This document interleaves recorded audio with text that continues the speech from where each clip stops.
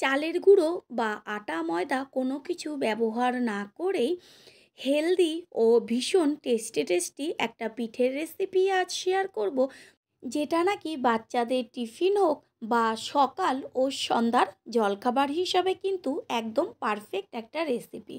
নমস্কার বন্ধুরা, শ্বশুর বৌমা রান্নাঘর অ্যান্ড ব্লগ চ্যানেলে সকলকে স্বাগত।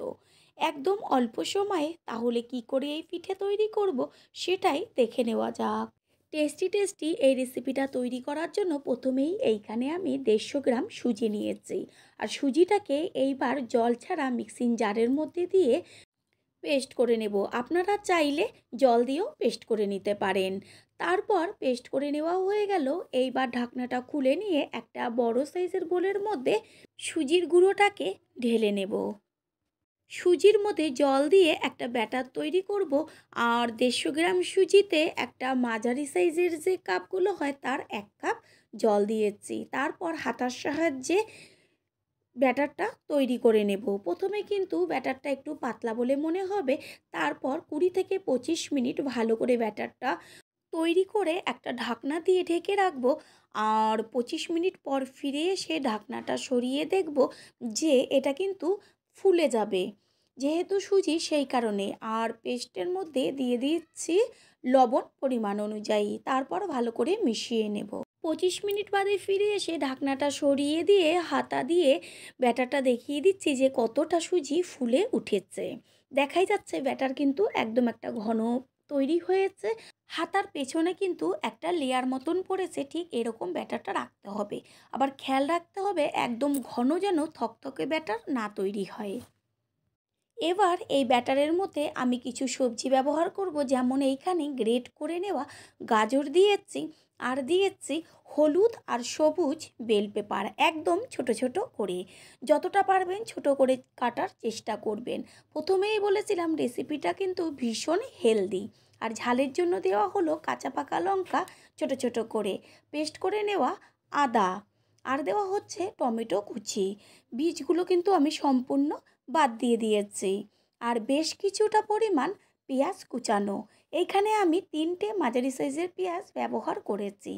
বেশি দিলে পরে কি হবে, টেস্টটা ভীষণ ভালো হবে, সবজি যতটা বেশি হবে। আর দেওয়া হচ্ছে কুচিয়ে নেওয়া ধনে পাতা। সবশেষে দেওয়া হলো চাট মশলা 1 চা চামচ। দেওয়া হলো 1 চা চামচ বেকিং পাউডার। আর লবণ তো প্রথমেই দেওয়া হয়েছিল। এবার সমস্ত কিছু একসাথে মিশিয়ে নেব। বাচ্চারা কিন্তু একদমই সবজি খেতে চায় না, সেই কারণে এরকম যদি কালারফুল একটা টিফিন তাদের দেওয়া হয়, টিফিনের বক্সের থেকে কিন্তু টিফিন একটাও ফেরত আসবে না। এটা আমি গ্যারান্টি দিয়ে বলতে পারি। একটা পুরো ঘন ব্যাটার তৈরি করা হলো। এবার গ্যাসের ওভেনে একটা আপ্পাম প্যান নিয়ে ভালো করে আপ্পাম প্যানটা গরম করে নেওয়া হচ্ছে। তারপরে আপ্পাম প্যানের প্রত্যেকটা বাটির মধ্যে তেল দিয়ে দেব। তেলটা পুরো আপ্পাম প্যানের চারদিকে ঘুরিয়ে নেব। যেহেতু এটা ননস্টিক, সেই কারণে কিন্তু তেল একদমই টানবে না। একবার তেল দিলে 2বার কিন্তু পিঠে তৈরি করে নিতে পারবেন। এবার তেলটা গরম হয়ে গেছে। গ্যাসের ফ্লেম লোতে রেখে হাতার মধ্যে করে ব্যাটার নিয়ে আস্তে করে বাটিগুলোর মধ্যে দিয়ে দিতে হবে। চারদিকে একটু ভালো করে গুছিয়ে সমান করে দিয়ে দেব। আর পুরো বাটিটা ভরে দেব। প্রত্যেকটা বাটির মধ্যে ব্যাটার দিয়ে তারপরে কিন্তু প্রথমে 2 মিনিট মতন একটু গ্যাসের ফ্লেম হাই করে দিতে হবে। প্রথমে গ্যাসের ফ্লেম হাই করে দিলে কিন্তু পিঠেগুলো দারুণ হবে। 2 মিনিট মতন হাই করে দিয়ে তারপরে গ্যাসের ফ্লেম একদম লোতে রেখে একটা ঢাকনা দিয়ে ঢেকে দেব।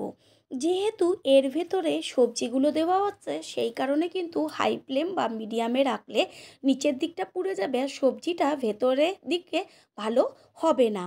আর গ্যাসের ফ্লেম লো রেখে যদি করা হবে, ভেতরটা যেমন খেতে দুর্দান্ত হবে, সবজিগুলোও কিন্তু সিদ্ধ হয়ে যাবে।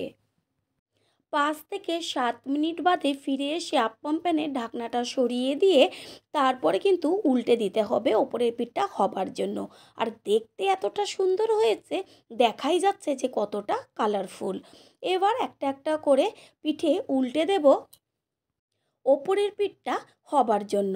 খুব সহজেই কিন্তু পিঠেগুলো নিচের পিঠটা উঠে চলে আসবে।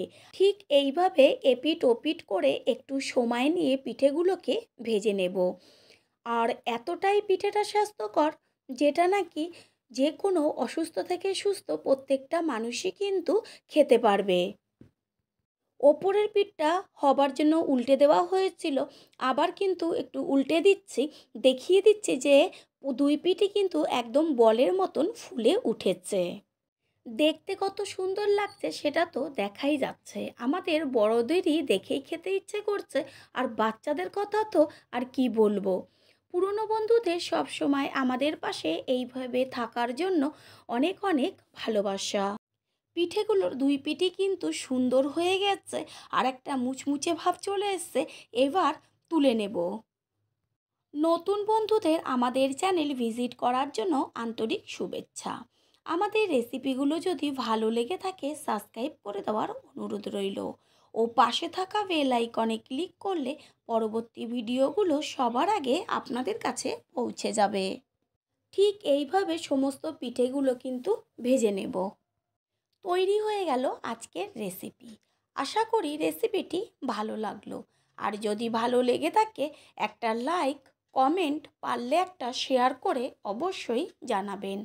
আপনাদের দেওয়া একটা লাইক ও একটা শেয়ার কিন্তু আমাদের কাছে অনেক অনেক গুরুত্বপূর্ণ।